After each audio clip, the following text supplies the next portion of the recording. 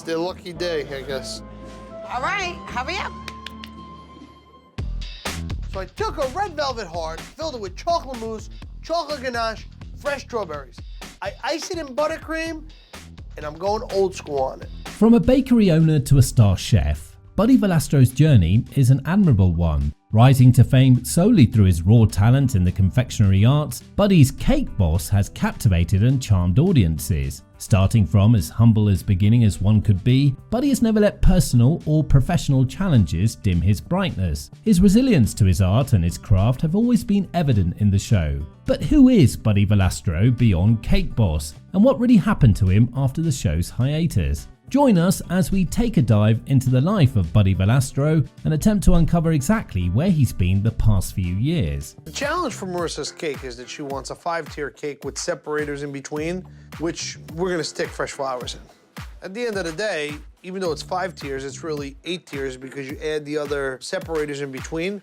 We're gonna put dowels and supports, but it's kind of like trying to balance an 8-tier cake. Born in Hoboken, New Jersey, young Buddy Valastro could not have even dreamed the lifestyle that was waiting for him just a few decades in. You might credit his love for baking to come from his 4 older sisters, perhaps, but no, it was actually his father that inspired that confectionery spirit in the young boy. In an interview years later, Buddy recalled that he might have inherited the baking gene from his father, who inherited it from his father before that. He went to Ridgefield Park High School, but didn't consider himself especially gifted at art or the like. Thankfully, all that changed when he started working at Carlo's Bakery, their family business. Washing pots and pans, he realized his true calling. This school, which he considers to be his formal baking education, was what made him realize that the art of confectionery cooking was his dream job. He even said that he sees cakes in everything, which sounds like a treat in itself, no pun intended. One of Buddy's most ardent supporters was his father, Buddy Sr., who was more than just a role model to him.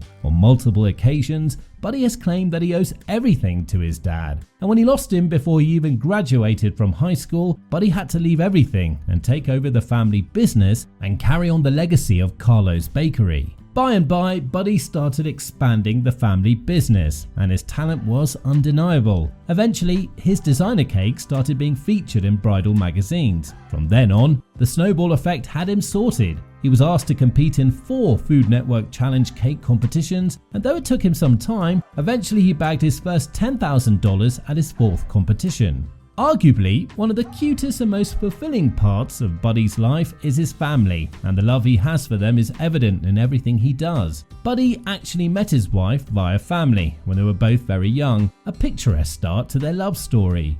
Only 3 years older than her, Buddy still viewed his second cousin's best friend Lisa as just one of the kids growing up. It was not until years later that the two reconnected, at a club no less, and decided to give dating a go. They both had their own version of the night though, and especially who made the first move, which results in amusing interview snippets on Buddy's end. However, regardless of who pursued who, the two are inseparable decades later, and it's evident just how much they support each other. In the early days of their relationship, when Buddy was still struggling with his baking career, Lisa would bring date nights to him. He said that she'd bring him the food, after which they'd spend time with each other. 2 years into their relationship, and in the next decade or so, the two grew their family. Buddy and Lisa now have 4 children: Sophia, Bartolo, Marco, and Carlo. As his family grew, so did his career, and in 2009, a decade into his career, Buddy finally pitched a show idea to TLC that got picked up. Now, this is where Buddy actually started gaining fan reception. Airing its first episode of its first season on April the 19th, 2009, Cake Boss follows Buddy working at Carlo's Bake Shop alongside his extended family.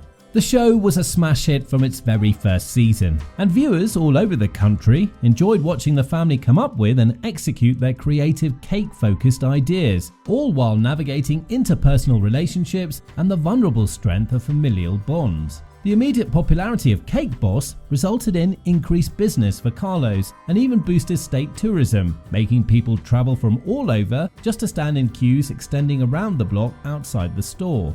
In 2010, just a year after the show's release, Hoboken renamed the corner of Washington Street and Newark Street to Carlo's Bakery Way in honor of the bakery's centennial, one of Buddy's biggest achievements. In 2010, while the success of Cake Boss was still on the rise, and a year before the birth of his youngest, Buddy authored his first ever book, titled Cake Boss: Stories and Recipes from Mia Famiglia, directly inspired by the show's success. The book features the history of the shop and its century-long legacy, and many recipes directly from Carlo's workspace. Cake Boss was so monumental in its success that it lasted for a full 9 seasons and spanned over a decade, after which it ended up moving to TLC's sister network, Discovery Family. In fact, the show's magnitude of success made the producers release not 1, not 2, not 3, but 4 spin-off series to Cake Boss. They range from a baking competition-like show where Buddy judged bakers, to an interview-type show where he just presented pre-existing family recipes, to one eerily similar to Kitchen Nightmares where he'd travel to an unfortunate bakery and try to flip it upside down.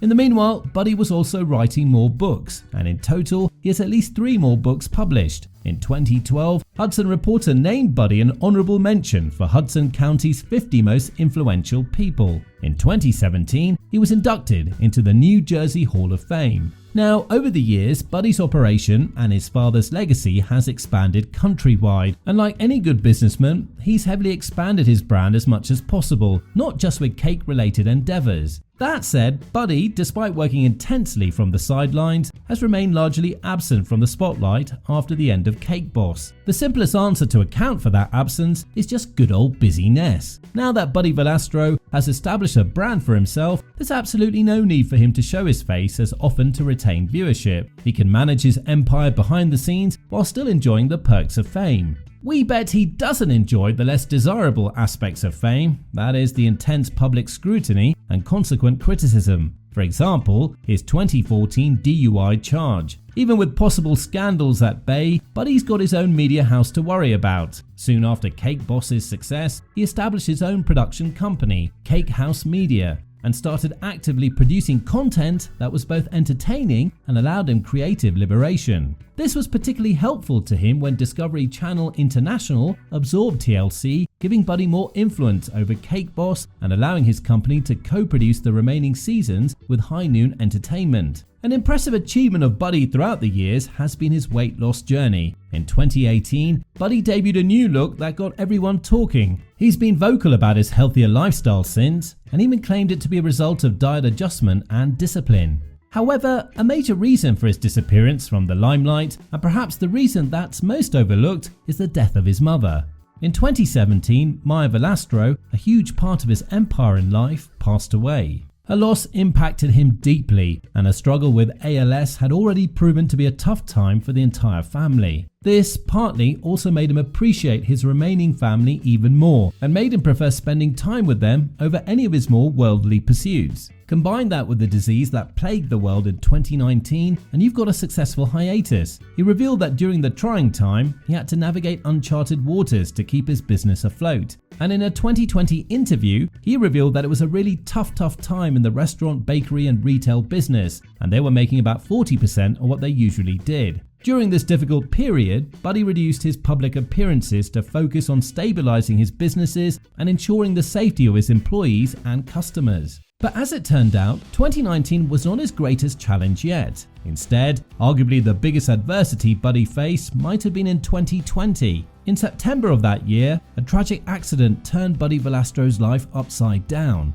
According to a representative, a routine fix of the bowling pin setter turned into a nightmare. As he tried to free a stuck pin from the cage mechanism, his right hand got trapped. Helpless, he watched in horror as a 1.5-inch metal rod impaled his hand 3 times between his ring and middle fingers. His sons had to end up cutting the metal rod and rush him to the hospital. When he posted a picture of himself on Instagram, he also explained the entire story to his fans and had been making a slow recovery since. Now, 3 years since the incident, fans who follow him online have seen the chef slowly gain back mobility and strength in his hand once more. And it's been a long journey. After 5 full surgeries, Valastro was terrified of losing mobility in his hands, but fortunately, he's been able to gain back more and more movement with each surgery, and even claimed that he's been able to gain back about 95% of his regular mobility back. This is the type of trauma that could have potentially ruined his baking career and did profoundly affect his basic motor skills. He's even voiced his fears out loud, claiming he wasn't sure if he'd ever go back to being the chef he was, but was hopeful nonetheless. Besides that, Buddy has been out and about, securing new projects for his empire.